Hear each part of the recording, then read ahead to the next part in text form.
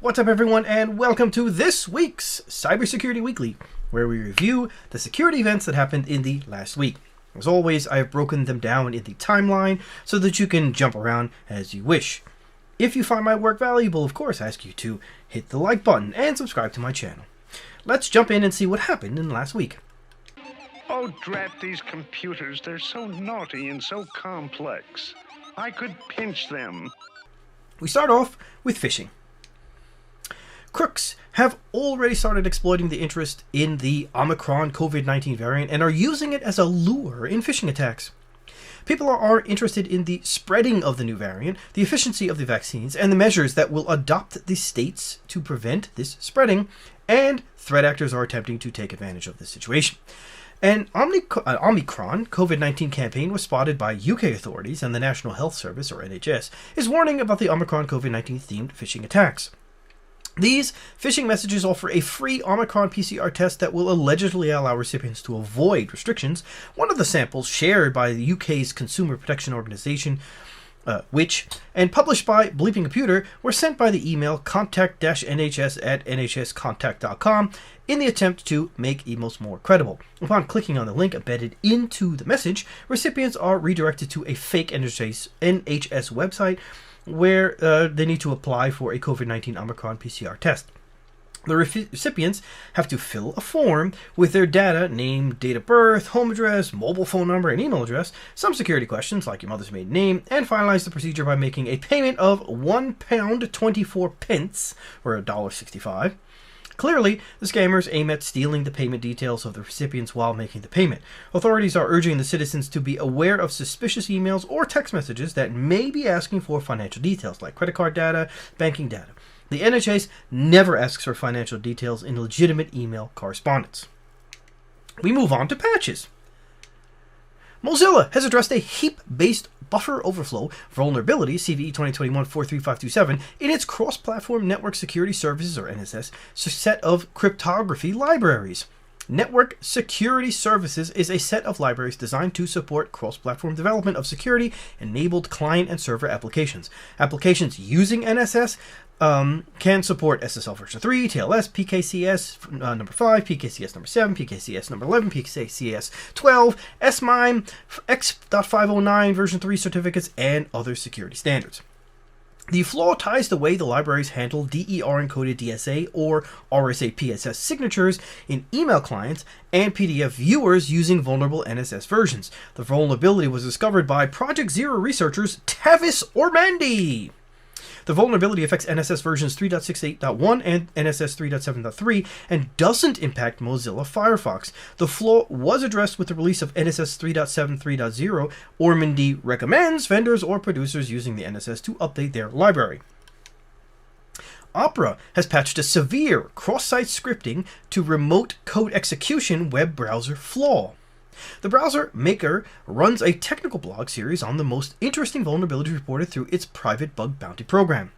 In a post dated September 24th, Opera detailed the latest discovery of a bug bounty hunter with the handle Renoir, a member of the private disclosure scheme. The researcher chose to explore what he calls one of the cooler features of the Chromium-based browser known as MyFlow, and described as an encrypted space shared between Opera Touch and your Opera computer browser. The technology allows users to exchange files, links, YouTube videos, photos, and personal notes, and access them at any time from their connected mobile device or computer. MyFlow can be used by scanning a QR code within the Touch Mobile Opera browser. MyFlow's interface is loaded from web.flow.opera.com, a feature that contained a cross-site scripting issue in its drag-and-drop functionality that could be used to launch an alert box. The bug bounty hunter has published a proof of concept that demonstrates the exploit. After examining the HTML page further, Renoir also found a hidden browser extension called Opera Touch Background. The extension contained higher privileges and access to native functions, according to Renoir, and two of these functions designed for use with MyFlow were of particular interest. These functions were sendFile, used to pull information on user-provided content and to upload it to MyFlow, and OpenFile, intended for use in opening images but able to open any file type. Together, they provided an arbitrary file write and open it on a target machine. Renoir was then able to create a proof-of-concept code beginning with the cross-site scripting trigger that resulted in remote code execution for MyFlow users. This is the second vulnerability submitted by Renoir to Opera's program. Another flaw was discovered recently in Opera Pinboards, a storage and sharing feature for bookmarks, screenshots, and notes. OPatch or ZeroPatch released free unofficial patches for Windows Local Privilege Escalation 0-Day CVE-2021-24084 in Windows 10 version 18.09 and later. The issue doesn't impact Windows servers because the vulnerable functionality in it implemented in these operating systems. The issue resides in the access, work on, or school settings of the mobile device management service. The vulnerability discovered by the researcher, or the security researcher, Abdelhamid Nasseri, can be exploited to bypass a patch released by Microsoft in February to address another information disclosure flaw, CVE-2021-24084, reported by the same expert. Nasseri, reported this month that the vulnerability has yet to be addressed and can be exploited to escalate privileges. As Hive Nightmare and Serious Sam has taught us, an arbitrary file disclosure can be upgraded to local privilege escalation if you know which files to take and what to do with them. ZeroPatch will provide free micro patches for this vulnerability until Microsoft has issued an official patch. Users that want to install the micro patches can create a free account at ZeroPatch Central, then install ZeroPatch Agent from zeropatch.com. The company pointed out that no computer reboots will be needed. We move on to attacks, vulnerabilities, and updates.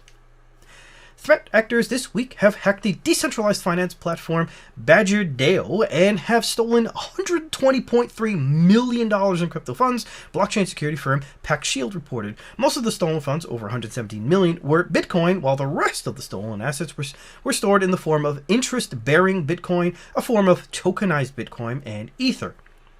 BadgerDAO is a decentralized autonomous organization, hence DAO, that allows customers to bridge users' Bitcoin into other blockchains. PackShield was able to track the stolen funds. The malicious script was injected as early as November 10th, but the threat actors ran it at random intervals to avoid detection.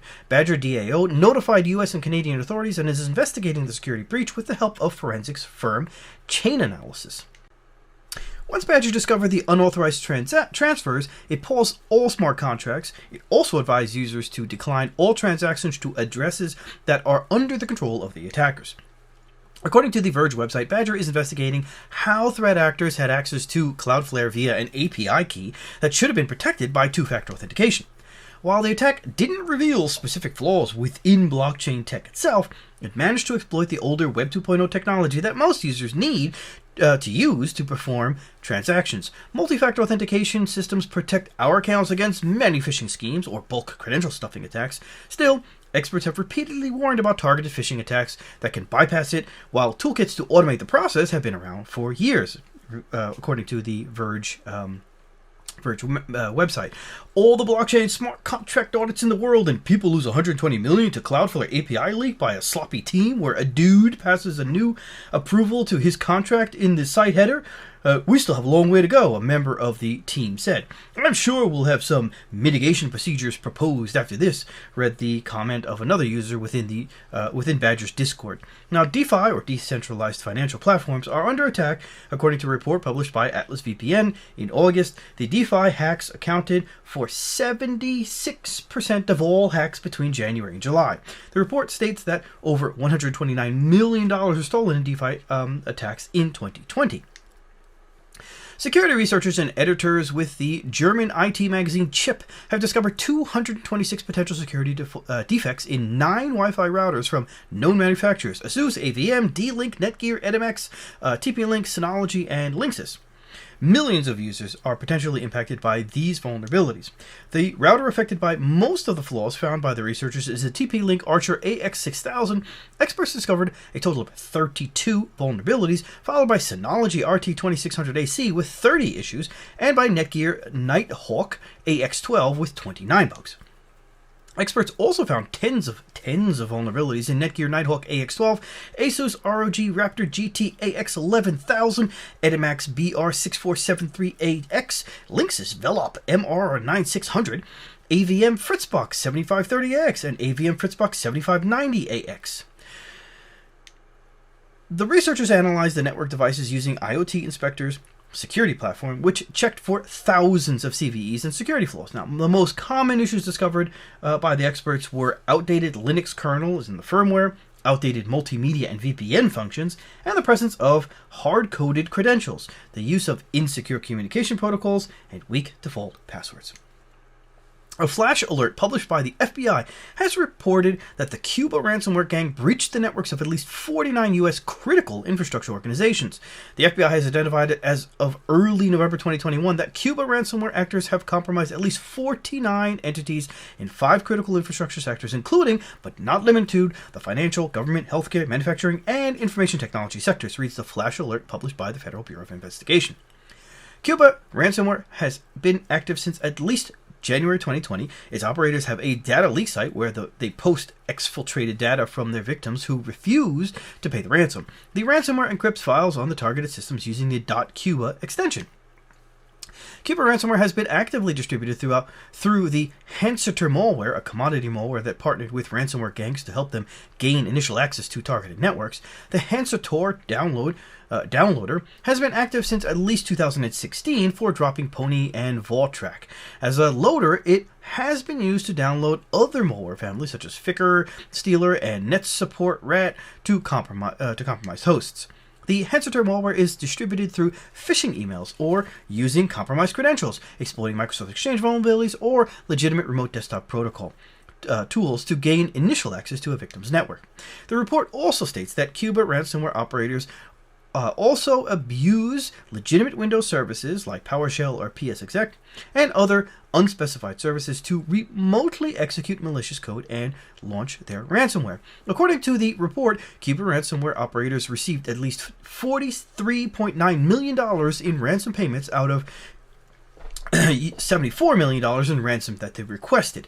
Once compromised the victim system, the ransomware installs and executes Cobalt Strike beacons as a service on the target's network via PowerShell. Upon installing the ransomware, it downloads 2 executable files, which include the password stealer, ponus.exe, and crots.exe, aka kpot, which allows threat actors to write to the compromised system's temporary or temp file. The U.S. Cybersecurity and Infrastructure Security Agency has published 6 advisories to inform organizations about the availability of security patches and notifications for vulnerabilities impacting Hitachi Energy products. CISA's advisories are related to RTU 500 series bidirectional communication interface, Relion protection and control IEDs, retail operations and counterparty settlement and billing CSB software, the Asset Performance Management or APM Edge software for transformers, and the PC M600 Update Manager. The advisories address tens of vulnerabilities. I always say tens of vulnerabilities. Most of them are related to third-party libraries used by the products such as OpenSSL, LibSSL, LibXML2, and Grub2. The security flaws can allow threat actors to trigger a DOS condition, execute arbitrary code, eavesdrop on traffic, access or modify data, install untrusted software packages. Some of the flaws are remotely executable. The full list of the advisories published by the company is available on the website of the Hitachi company. The good news is that Hitachi Energy is not aware of any malicious exploitation of these vulnerabilities in the wild to date. The iPhones of at least 9 U.S. State Department officials were compromised with the NSO Group's spyware Pegasus. The U.S. officials targeted by the surveillance software were either based in Uganda or focused on matters concerning the African country, revealed Reuters, which was not able to determine which NSO client that orchestrated the attack. Apple incorporated iPhones of at least 9 U.S. State Department employees were hacked by an unknown assailant using sophisticated spyware developed by the Israeli-based NSO Group, according to 4 people familiar with the matter, reads the post published by Reuters. The intrusions first reported here represent the widest known hack of U.S. officials through NSO technology. NSO Group told Reuters that it is not aware of the tools used in the attacks and added it has canceled the customer accounts. Anyway, it declared that it will investigate the incidents. NSO Group added provided that once the surveillance spyware is sold to a customer, it is not able to know who will be the targets of the customer. NSO announced that it will cooperate with any relevant government authority to track down the attackers. Early November, the U.S. sanctioned 4 companies for the development of surveillance malware or the sale of hacking tools used by nation-state actors, including NSO Group. NSO Group and Kendiru are being sanctioned for the development and sale of surveillance software used to spy on journalists and activists. In November, Apple sued NSO Group and its parent company Q Cyber Technologies in a U.S. federal court for illegally targeting its customers with the surveillance spyware Pegasus. According to the lawsuit, the surveillance firm is accountable for hacking into Apple's iOS-based devices using zero-click exploits. The software developed by the surveillance firm was used to spy on activists, journalists, researchers, and government officials. Apple also announced it would support a contribution of $10 million to the academic research in unmasking the illegal surveillance activities.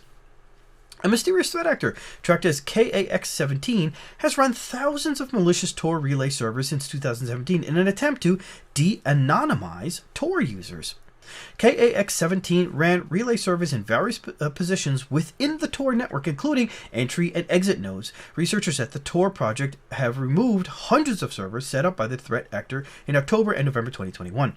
In August 2020, the security researcher that goes online with the moniker Nusenu revealed that in May 2020, a threat actor managed to control roughly 23% of the entire Tor network's exit nodes. Experts warn that this was the first time that a single actor controlled such a large number of Tor exit nodes. A Tor exit relay is the final relay that Tor traffic passes through before it reaches the intended destination. The Tor traffic exits through these relays. This means that the IP address of the exit relay is interpreted as the source of the traffic. Tor exit relays advertise their presence to the entire Tor network so they can be used by any Tor user. Controlling these relays, it is possible to see which website the user connects to, and if an insecure connection is used, it is also possible to manipulate traffic. In May 2020, the threat actor managed to control over 380 Tor exit nodes, with a peak on May 22nd when he controlled the 23.95% of the Tor exit relay.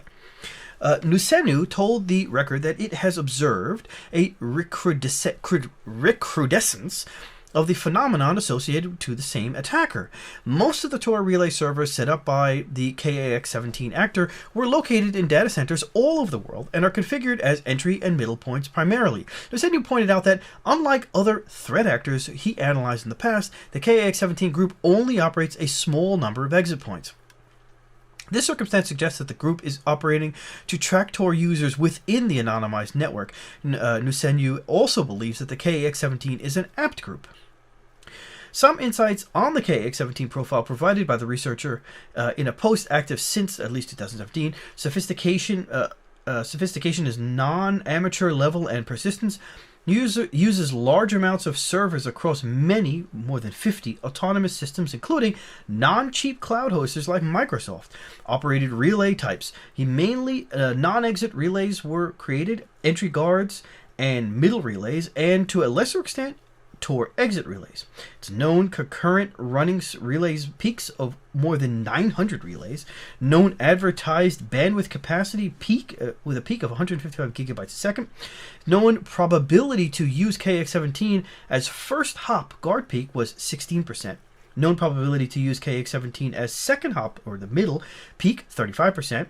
Motivation unknown, is plausible. Sybil attack, collection of Tor client and or onion service IP addresses, de-anonymization of Tor users and or onion services. U.S. Cybersecurity Infrastructure Security Agency has updated its catalog of actively exploited vulnerabilities, recommending federal agencies to address the flaws in Qualcomm, Mikrotik, Zoho, and other Apache Software Foundation software within specific timeframes and deadlines. CISA also warns of risk to the federal enterprise for delaying to address these vulnerabilities. The U.S. agency requests the federal agencies to apply security patches for Zoho Managed Engine Service Desk flaws by December 15, 2021. The 2 flaws added to the catalog are the CVE-2021-34084 Zoho Managed Engine Service Desk Authentication Bypass Vulnerability and the CVE-2021-44077 Zoho Managed Engine Service Desk plus Remote Code Execution. Both issues have been actively exploited by nation-state actors over the last few months. CISA also urges to address the CVE 2018-14087 Mikrotik router OS directory traversal vulnerability within June 1st, 2022, or by June 1st, 2022. Another flaw added to the catalog is the CVE 2021-24084 Apache HTTP Server side request forgery vulnerability that must be addressed by December 15, 2021. A few days ago, the German cybersecurity agency and Cisco warned of attacks exploiting the recently patched CVE 2021-40438 flaw in Apache HTTP servers. The German BSI agency published an alert about this vulnerability. It is aware of at least one attack exploiting this flaw. The fifth issue added to the list of actively exploited vulnerabilities is the CVE 2020-11261 improper input validation flaw that impacts multiple Qualcomm chipsets. This vulnerability must be addressed by June 1st, 2022. Google warned that the Qualcomm vulnerability was exploited by threat actors in limited targeted attacks.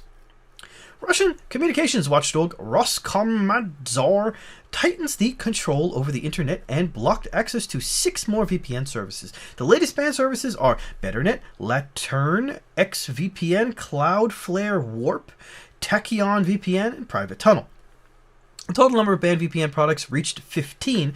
Below is the full list of the blocked services: Hola VPN, ExpressVPN, KeepSolid VPN, Unlimited, NordVPN, Speedify VPN, IPVanish VPN, Viper VPN, Opera VPN, Proton VPN, BetterNet, Lantern, XVPN, Cloudflare Warp, Tachyon VPN, and Private Tunnel.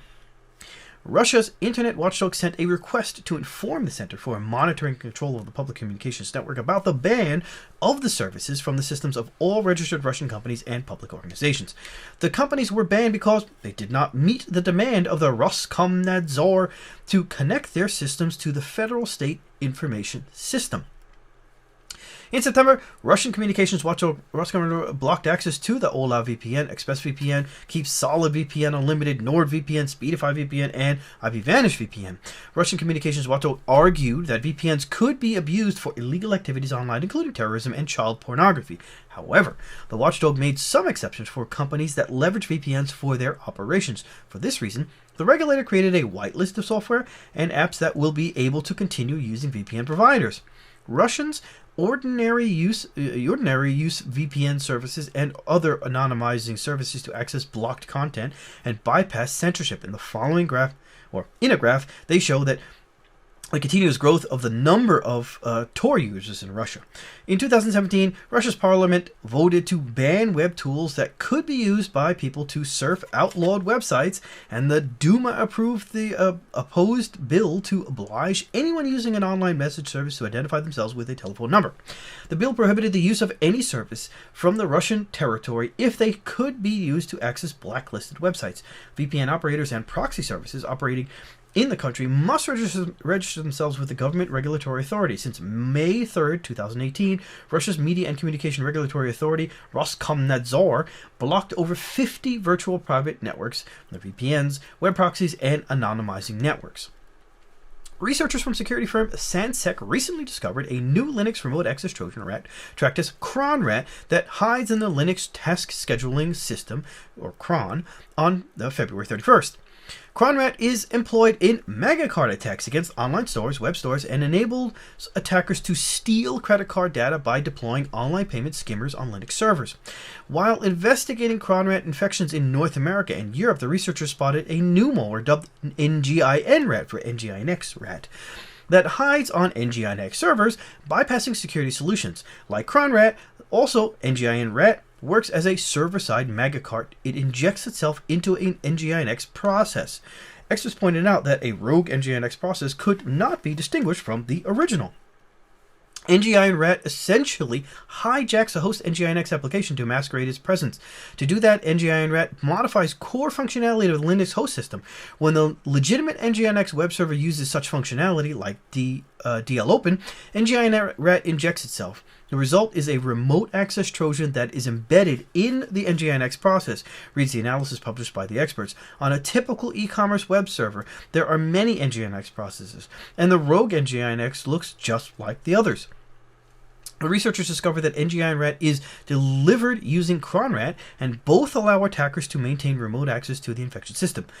In the infection process, Cronrat contacts the command and control server at 47.105.46167:443 using custom commands. One of the commands is dawn that downloads a Linux system library to /dev/shm/php-shared. Then Cronrat launches.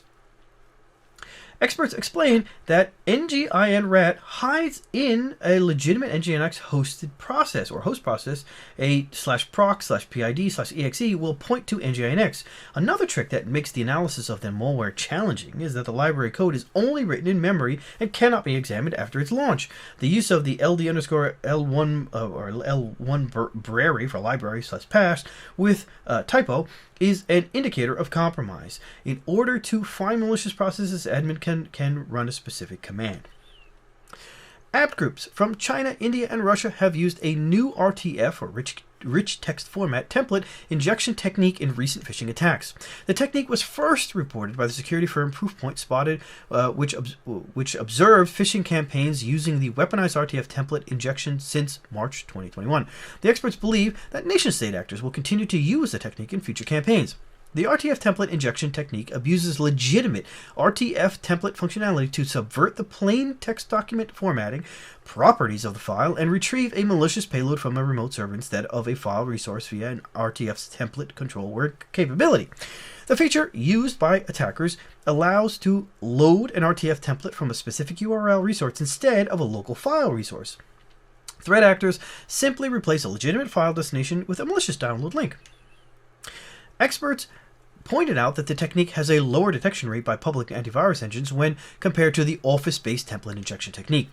By altering an RTF file's document formatting properties, specifically the document formatting control word for /template structure, actors can weaponize an RTF file to retrieve remote content by specifying a URL resource instead of an accessible file resource destination.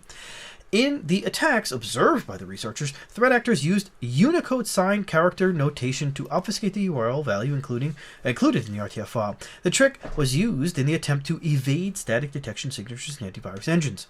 The attack also works when the case of a .doc.rtf files that are opened utilizing Microsoft Word. When an RTF remote template injection file is opened with MS Word, the application will retrieve the resource from the specified URL before displaying the content of the file.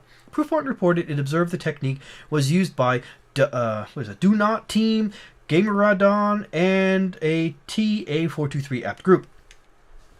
A new ransomware group called Sabbath, aka Unic2190, has been targeting critical infrastructure in the United States and Canada since June 2021. According to Mandiant researchers, the group is a rebrand of Arcane and Eruption gangs.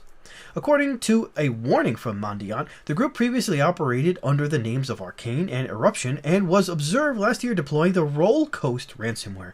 In September 2021, the security experts noticed a post on the exploit.in hacking forum looking for affiliates for a new ransomware operation. The activity of the new group, named 54BB47H, or Sabbath, began on October 21st, 2021, when the operator set up a shaming site and blog. In October, the ransomware gang infected systems at a school district in the United States and demanded a multi-million-dollar ransom. Unlike other ransomware operations, Sabbath operators provided its affiliates with pre-configured Cobalt Strike beacon backdoor payloads. The Sabbath ransomware gang has targeted critical infrastructure including education, health, and natural resources in the United States and Canada. In July 2020, the Unic2190 threat actors deployed Roll Coast ransomware while they were branded as Eruption. Mandiant researchers found no evidence for the use of the same ransomware in 2021. The Roll Coast ransomware runs in memory and checks the system language to avoid infecting Russia and other Commonwealth of Independent States member countries. Roll Coast also shows similarities to Tycoon ransomware, such as the use of the AES and GCM mode for encryption and an overlap between the ignored directories, files, and extensions, including the ignored extension .lolz. In 2021, beacon samples and infrastructure from both Sabbath and Arcane ransomware affiliate servers have not changed. Mandiant discovered that the ransomware operators are using the Themida packer to pack Unic2190 beacon malware and avoid detection. Although Unic2190 is a lesser known and potentially a smaller ransomware affiliate group, its smaller size and repeated rebranding has allowed it to avoid more public scrutiny. Concludes the report. Unic2190 has continued to operate over the past year while making only minor changes to the strategies and tooling, including the introduction of a commercial packer and the rebranding of their service offering. This highlights how well-known tools such as Beacon can lead to impactful and lucrative incidents even when leveraged by lesser-known groups. Experts from Kihu 360's Network Security Research Lab discovered a new botnet dubbed EwDoor that targets AT&T customers using EdgeMark Enterprise Session Border Controller Edge devices that are publicly exposed to the internet. The attackers are targeting Edgewater Networks devices by exploiting the CVE 2017-6079 vulnerability which is relatively unique. For a limited period of time, the researchers were able to determine the dimension of the botnet through sinkholing. The experts noticed that the EwDoor uses a backup mechanism for its command and control server and registered a backup command and control server domain iunno.se to analyze the connections from the infected devices. Later, EwDoor operators changed the communication mode or model, and experts were no longer able to analyze the requesters. During a few hours of observation, researchers discovered that the infected systems were EdgeMark Enterprise Session Border Control used by AT&T. The experts identified 5,700 infected systems located in the United States. The bot supports the following functions: self-updating, port scanning, file management, DDoS attacks, reverse shell, and executing arbitrary commands. Cybersecurity researchers from F-Secure have discovered two critical vulnerabilities collectively tracked as Printing Shellz that impacted approximately 150 multifunction printer models. The vulnerabilities can be exploited by attackers to take control of vulnerable devices and steal sensitive information from enterprise networks. The issues date back to 2013, and HP fixed them in November. The company acknowledged F-Secure Labs researchers Timo Hirvonen and Alexander Bolshev for reporting the vulnerabilities on April 29, 2021. The two vulnerabilities are CVE 2021-39237 with a CVSS score of 7.1. It's an information disclosure vulnerability impacting certain HP LaserJet, HP LaserJet Managed, HP PageWide, and HP PageWide Managed printers. Then there's CVE 2021-39238 with a CVSS score of 9.3. A buffer overflow vulnerability impacting certain HP Enterprise LaserJet, HP LaserJet Managed, HP Enterprise PageWide, and HP PageWide Managed products. Threat actors can exploit both flaws locally via physical access to the vulnerable device, for example, by printing from USB drives. Another attack scenario sees attackers printing from another device in the same network segment. In this case, the threat actor uses an exploit that replicates itself to other vulnerable MFPs across the network. Below are the attack scenarios detailed by the researchers. Printing from USB drives. This is what we use during the research. In the modern firmware versions, printing from USB is disabled by default. Social engineering a user into printing a malicious document. It may be possible to embed the exploit from the font parsing vulnerabilities in a PDF. The opportunities for social engineering are endless. HP printing a CV before a job interview, a receptionist printing a boarding pass, etc. Printing by connecting directly to the physical LAN port. Printing from another device that is under attacker's control and in the same network segment. This also implies that the respective flaw, CVE 2021-39238, is wormable, i.e. the exploit can be used to create a worm that replicates itself to the other vulnerable MFPs across the network. Cross-site printing, or XSP. Sending the exploit to the printer directly from the browser by tricking a user into visiting a malicious website, for example, using an HTTP post to JetDirect port 9100 TCP. This is probably the most attractive attack vector. Direct attack via exposed UART ports that are mentioned in the CVE 2021-39237 if the attacker has physical access to the device for a short period of time. Cybersecurity researchers from Kaspersky have detailed the activity of a threat actor named WIRTE, W-I-R-T-E, that is targeting government, diplomatic entities, military organizations, law firms, and financial institutions in the Middle East since early 2019. The activity of the WIRT group has been documented by cybersecurity researchers at Lab 52 in 2019. The group is politically motivated threat actor linked to the Gaza cyber gang. Other victims targeted by the group are in Armenia, Cyprus, Egypt, Jordan, Lebanon, Palestine, Syria, and Turkey. The group launched spear phishing campaigns using weaponized Microsoft Office documents to deploy VBS/VBA implants. The weaponized Excel documents acted as droppers that use hidden spreadsheets and VBA macros to deliver a first-stage implant, which is a Visual Basic script, The VBS implant is a script that collects system information and executes arbitrary code on the infected machine. The first stage implement also downloads and installs a next stage dropper named Ferocious that leverages a living off the land technique called calm hijacking to achieve persistence and execute another PowerShell script dubbed Light Power Stager. The Light Power Stager is a small PowerShell implant that acts as a downloader and secondary stager used to execute commands sent by the command and control server. It also allows to download and deploy further malware. The experts were able to locate command and control servers in Ukraine and Estonia. In our initial samples analysis, the command and control domain we observed was stgeorgebankers.com. After conducting pivots through malware samples, we were able to identify multiple command and control domains that date back to at least December 2019. Continues the analysis.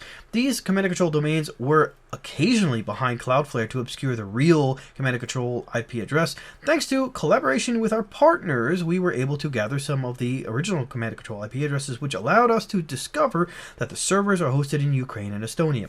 WIT operators remained under the radar for a long period of time. The attacks against law firms and financial institutions represent an important switch for a group that is politically motivated. Researchers from ThreatFabric discovered 4 distinct Android banking Trojans that were spread via the official Google Play Store between August and November 2021. According to the experts, the malware infected more than 300,000 devices through multiple dropper apps. Threat actors are refining their techniques to bypass security checks implemented by Google for the app in its Play Store. A trick to bypass the checks consists of introducing carefully planned, small malicious code updates over a longer period in Google Play. Another technique used by the threat actors involves designing lookalike command and control servers or websites that match the theme of the dropper app so as to slip past conventional detection methods. The droppers were designed to distribute the Android banking Trojans Anatsa, Alien, Ermac, and Hydra. ThreatFabric researchers spotted multiple samples dropped by the Broomhilda threat actor, the same group that was spotted distributing the Vultr Trojan in July 2021. Threat actors are exploiting a recently addressed server-side request forgery vulnerability tracked to CVE-2021-24084 in Apache HTTP servers. The CVE-2021-24084 flaw can be exploited against HTTP web servers that have the Monodisker proxy module enabled. The threat actor can trigger the issue using a specially crafted request to cause the module to forward the request to an arbitrary origin server. The vulnerability was patched in mid-September with the release of version 2.4.49. It impacts versions 2.4.48 and earlier. A crafted request UriPath can cause Monodisker proxy to forward the request to an origin server chosen by the remote user, reads the changelog for version 2.4.49. Since the public disclosure of the vulnerability, several POC exploits for the CVE 2021-40438 have been published. Now, experts from Germany's Federal Office of Information Security, or BSI, and Cisco are warning of ongoing attacks attempting to exploit the vulnerability. Cisco published a security advisor to inform its customers that it is investigating the impact of the issue on its products. The issue impacts Prime Collaboration Provisioning, Security Manager, Expressway Series, and Telepresence Video Communication Server products. However, the IT giant states that it is still investigating its product line. Biopharmaceutical company Supernus Pharmaceuticals confirmed it was the victim of a data breach after a ransomware attack that hit the firm in mid-November. The company states that the security breach did not impact its operations. It notified government authorities and engaged cybersecurity experts and its outside law firm to respond to the incident. Supernus Pharmaceuticals also declared to have successfully recovered and encrypted the encrypted files and has taken additional security measures to prevent future incidents. The company is a leading biopharmaceutical firm with more than 30 years of experience in developing and commercializing products that treat central nervous system diseases. The Hive ransomware gang claimed responsibility for the attack and published the following message on its dark web leak site.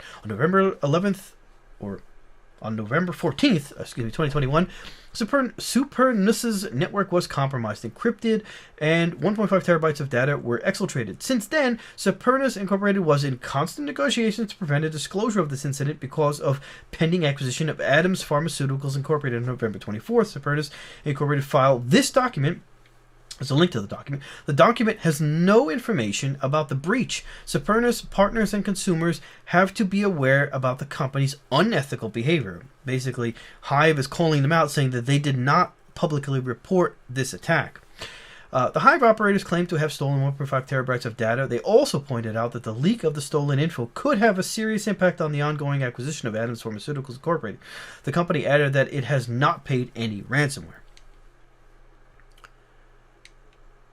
Researchers from the HP Threat Research Team have discovered a new stealthy JavaScript loader dubbed Rat Dispenser that is being used to spread a variety of remote access Trojans in attacks into the wild.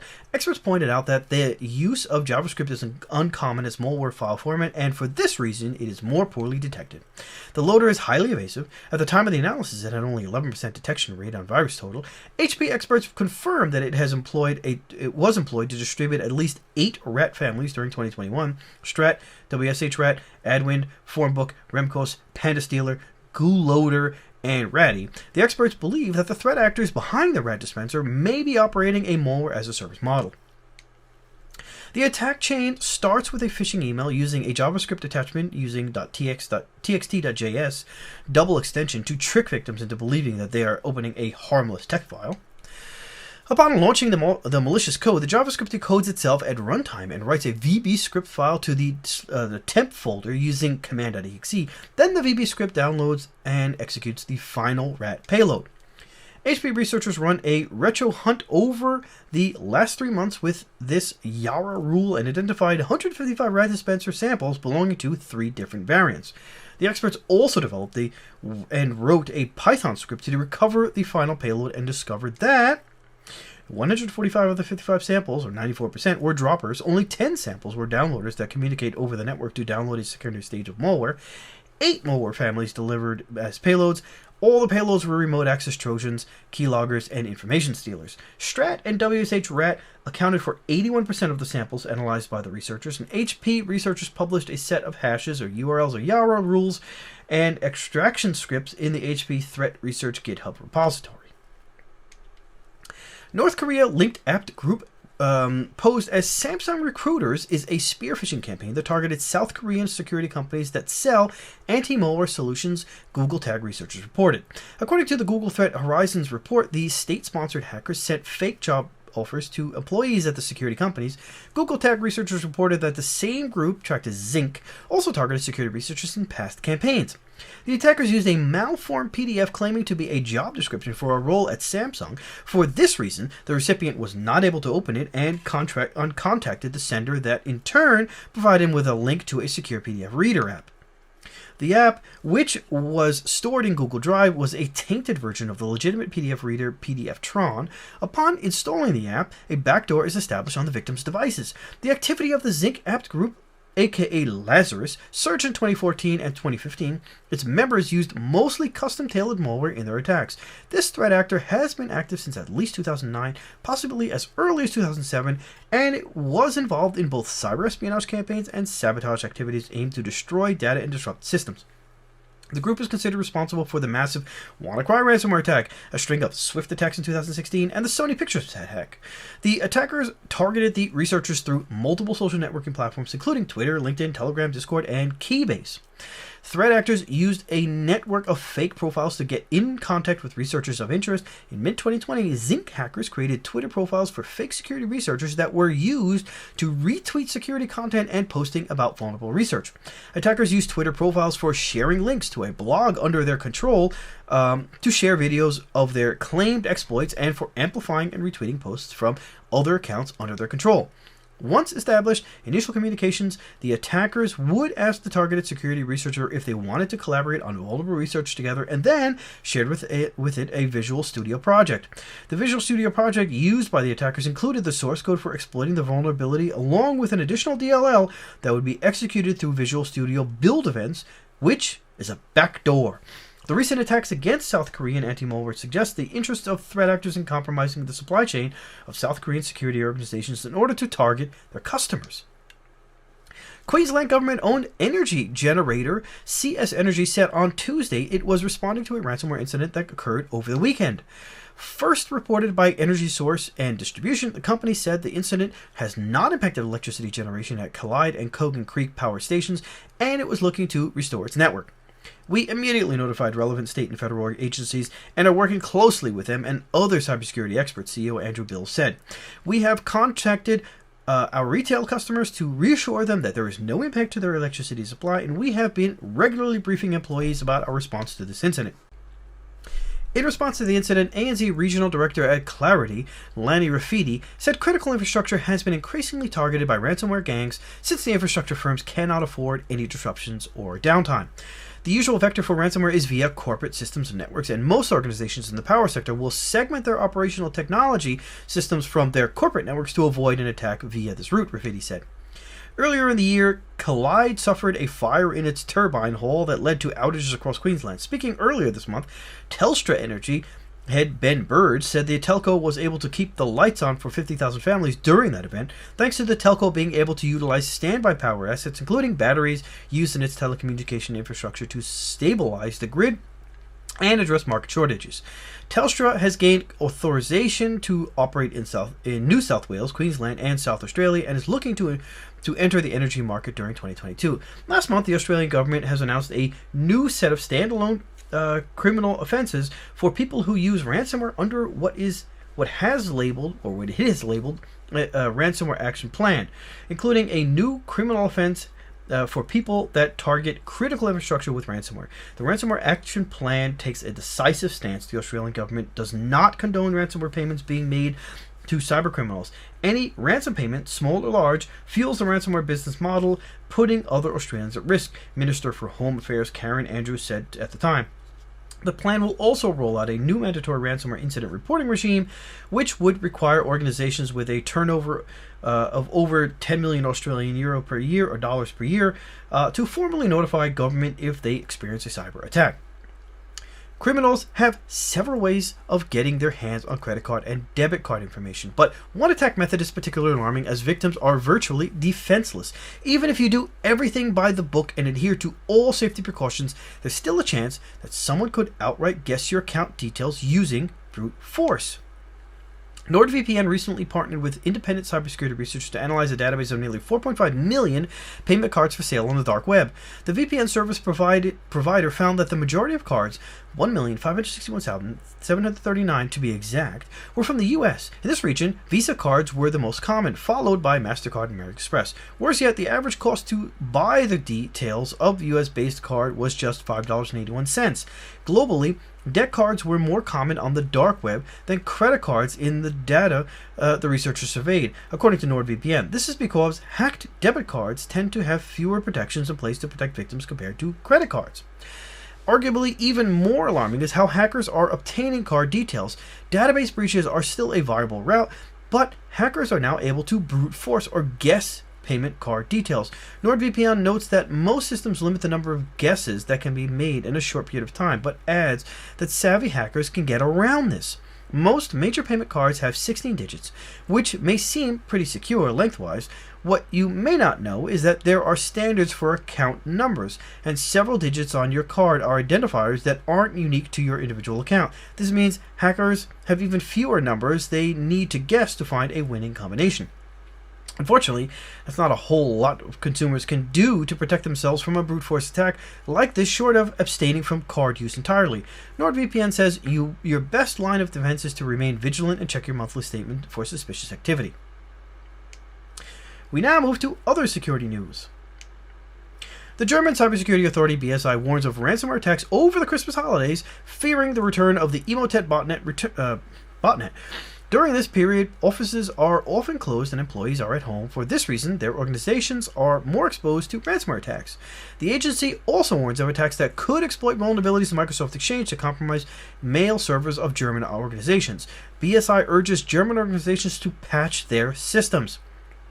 In times when the affected organizations may not be able to react as quickly as under normal circumstances, during the same period in which Emotet became active again, the operators of ransomware as a service, Conti, began actively recruiting new so-called affiliates, reads BSI's alert.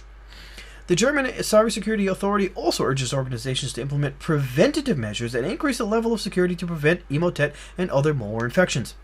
At the end of November, the Cybersecurity Infrastructure Security Agency and the FBI also warned of critical infrastructure partners of ransomware attacks during the holiday season. Both agencies haven't identified any specific threats, but recent trends led them into believing that threat actors could launch impactful ransomware attacks during the holidays and weekends. U.S. government experts also warn of other malicious activities such as phishing scams, fraudulent site spoofing reputable businesses, and unencrypted financial transactions. Europol has identified 18,351 money mules and arrested 1,803 of them as part of an international anti-money laundering operation codenamed EMMA-7. The operation is the result of a joint effort of 27 countries, Eurotrust, Interpol, the European Banking Federation, and the FinCrime Exchange. The name EMMA is an acronym of European Money Mule Action Operation. The first EMMA operation led by Europol took place in 2016. The EMMA-7 operation was conducted between September 15th and November 30th, 2021. It saw the contribution of law enforcement agencies from Australia, Austria, Belgium, Bulgaria, Colombia, Czech Republic, Estonia, Finland, Greece, Germany, Hong Kong, Hungary, Ireland, Italy, Moldova, Netherlands, Poland, Portugal, Romania, Singapore, Slovak Republic, Slovenia, Sweden, Switzerland, Spain, the United Kingdom, and the United States. The money mules have a crucial role in criminal organizations to launder money for a wide array of illegal activities, such as online scams, SIM swapping, e-commerce fraud, and phishing. Money mules receive and transfer money on behalf of crooks in exchange for a small fee. The authorities conducted 2,503 individual investigations. The operation prevented losses of €67.5 million by stopping 7,000 fraudulent transactions that were reported. According to Europol, around 400 banks and financial institutions supported the operation. Another important result was the identification of 324 recruiters. Europol pointed out that money mules can be recruited unknowingly into the criminal operation. Groups of individuals such as students, immigrants, and people in economic distress are a privileged target of recruiters that offer them easy money. Recruiters leverage multiple channels such as legitimate-looking job adverts and social media posts. VirusTotal announced VirusTotal Collections, a new service that allows threat researchers to share indicators of compromise. A collection is a live report that includes IOCs associated with a specific threat, and it is available for VirusTotal registered users. The reports will also include up-to-date VirusTotal analysis metadata. Registered VirusTotal users will be able to add or remove IOCs to and from the reports. Security experts often use sharing platforms like Pastebin to share IOCs with the community. Now, they have a dedicated platform to do it, which is also integrated with the information from VirusTotal. Users can create IOC collections in the VirusTotal homepage under the Search tab. VirusTotal Collections is accessible via UI and API. It also allows to share the report using permalink that could be easily integrated into blog posts and third-party reports. The record shared an FBI training document that reveals the surveillance capabilities of the U.S. law enforcement, detailing which data can be extracted from encrypted messaging apps. The document analyzes lawful access to multiple encrypted messaging apps, including iMessage, Line, Signal, Telegram, Thema, Viber, WhatsApp, WeChat, and Wickr. As of November 2020, the FBI's ability to legally access secure content on leading messaging applications is depicted below, including details on accessible information based on the applicable legal process. Return data provided by the companies listed within the screenshot, with the exception of WhatsApp, are actually logs of latent data that are provided to law enforcement in a non-real-time manner and may impact investigations due to delivery delays, reads the document. The information reported in the training documents provides an up-to-date picture of the abilities of law enforcement in accessing the content of popular messaging apps. Feds cannot access the message content for Signal, Telecom, Threema, Viber, WeChat, and Wickr, while they can gain limited access to the content of encrypted communications from iMessage, Line, and WhatsApp. Anyway, depending on the single encrypted messaging apps, law enforcement could extract varying metadata that could allow unmasking the end users. Israel's Ministry of Defense has cut the list of countries to which Israel surveillance and cybersecurity firms could sell their products and services. 65 countries have been excluded from the export list, which now includes only 37 nations by the Israeli government.